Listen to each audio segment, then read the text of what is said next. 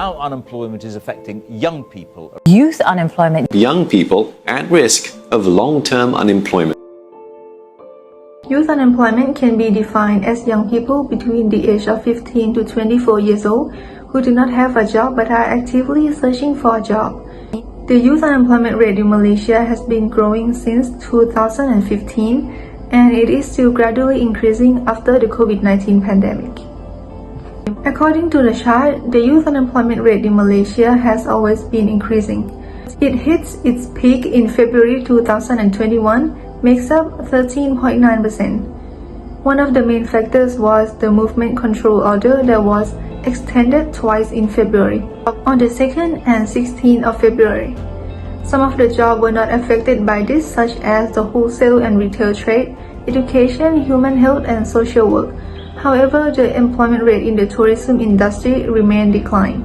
Also, in 2020, the youth unemployment rate in Malaysia for females is high in nearly all regions, except in Sabah, where male youth unemployment is remarkably high instead. The ratio of female to male youth unemployment rate between the age of 15 to 24 years old in 2020 was 111.74%, which is surprisingly high. Next, we are going to see what are the causes of youth unemployment and why is it a problem. According to jobstreet.com, employers claim the fresh graduates demand unrealistic benefits and salary and are too picky in choosing their job. The starting salary asked was deemed to be too high for the graduates who have less experience in the workforce. Additionally, poor English proficiency and communication skills are also factors that reduce the chance of the candidates from being hired. The employers desired employees that show a good interpersonal skill and characteristic to be part of their company. These elements resulted in employers perceiving the youth as non-favorable to be hired due to them being average. It reduced and restricted the chance for more fresh graduates to be recruited into the workforce, causing more and more graduates to be actively seeking jobs, increasing the number of youth unemployment. The supply of jobs could also cause the increase of youth unemployment. 75,000 job seekers need to compete for 19,000 new jobs created, causing the mismatch of skills where engineering graduates are forced to take customer service jobs according to financial literacy for youth. The limited but attractive skilled job being filled up resulted in the remainder of fresh graduates to fill in the spot of semi-skilled and low-skilled jobs with minimum wages. This overqualification and the inability of jobs to be created closer to its demand, especially when businesses are affected by the pandemic, increases the youth unemployment rate. The effects of youth unemployment are very interdependent with each other. One of the main problems with youth unemployment is the impact on unemployed youth health and physically and psychologically. Studies shows that unemployment can cause depression, anxiety, and increased risk of other health problems. It could be the catalyst for more social problems such as crime and substance abuse. This will affect both the government and citizens on the economic level. The treatment of mental health issues could cost Malaysia over 1% of its GDP. The cost of treating health and social issues would be seen on the tax revenue. Not only less tax is collected with less employed youth, but the burden of the tax is being distributed to other citizens. This not only harms the youth's future prospect but also impacts the growth of the country's economy. Possible remedial actions taken by the government. First of all, encourage youth to venture into entrepreneurship and incentivize them. Government should encourage youth to start their own entrepreneurship. For now, there is only 2% of the nation's graduates that are operating their own businesses after graduation, which is one of the lowest percentages compared with other countries. Because small and medium businesses make up for more than 70% of the job in Malaysia. So the government should encourage them more by providing incentive programs for youth entrepreneurship. Secondly, government should solve the challenge of the discrepancy of supply and demand of labor force and skill. The intake for different courses in universities and occupational schools, along with the distribution of scholarship, should show the estimation of what the economy needs in the medium term of 2 to 4 years. The curriculum of the courses at university should also be more industry-driven.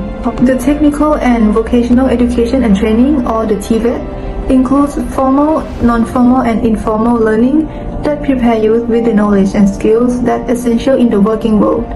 Government should relaunch TVET as an appealing choice for middle school leaver, just like in other countries like Germany. Because of course, it is better to be a TVET graduate prepared with skills that are in high demand by the job market. For instance, a gas technician or an aeronautical mechanic will definitely better than a graduate university with no skills. Thirdly, improve your soft skills, transferable skills, and provide training programs. For example, the scheme Latihan One Malaysia or SL1M, it is a training program designed at improving the difficulty of unemployed youth. It is intended to put an end to the problem of insufficient skills of youth graduates through association of government-linked organizations and the private sector. This company will apply or participate in the SL1M program as part of their corporate social responsibility or the CSR. Another program is the Professional Training and Education for Growing Entrepreneur or the PROTEGE. It is an entrepreneurial training and marketplace training program to develop and manage youth in partnership with industry specialists. It will help them to do more practical stuff in order to create more competitive job marketer and job searcher to meet the existing industry needs. Prior to the COVID-19 pandemic, young people aged 15 until 24 were already disproportionately adversely affected in the labour market compared to other age cohorts. COVID-19 restrictions, including direct business closure, social distancing, and stay-at-home provision, have hit young people hard, particularly in Malaysia. The youth labour market is characterised by high level of employment in consumer-facing roles such as in retail, hospitality, events, fitness and entertainment industry, and considerably higher rates of part-time employment. During the COVID-19 crisis, these characteristics of the youth labour market have meant that young people are more susceptible to losing their job and also having their hours reduced, as businesses lost custom and face an uncertain future. As a result, more young people have become long-term unemployed, and many of those who are employed full-time have had to first accept part-time work or spend extra time and resources like doing things such as unpaid internship to get it. Young people who were long-term unemployed prior to COVID-19 now face even more difficulties in getting work, and those in employment greater difficulties in achieving target level of hours. One lasting effect that has occurred after past crises and that is likely to follow the COVID-19 pandemic is that young people making the transition from education to work will find it more difficult to find employment at entry-level position due to increased competition for jobs and declining availability of jobs. In the immediate future, many youngsters are involved in the gig economy as an alternative of employment such as Foodpanda and Grab. In addition, unemployed young people are at greater risk of experiencing mental health problems. Research published in 2015 found that as the youth unemployment rate rose, mental health issues such as anxiety, depression, panic attacks among young people simultaneously rose. In Islam, every employment opportunities are allowed as long as it is halal, do not harm others and do not conflict with the state legislation. Islam also requires Muslims to become diligent workers and forbid them to be a lazy employee. It is also forbidden for Muslims if they do not make an effort to look and search for jobs in order to be employed. Islam is concerned about its adherents financially, especially for the neediest and poorest group. Becoming unemployed will contribute to the increasing number of poor people in some countries, and it is the reason why Islam strongly encourages to eradicate poverty among Muslims.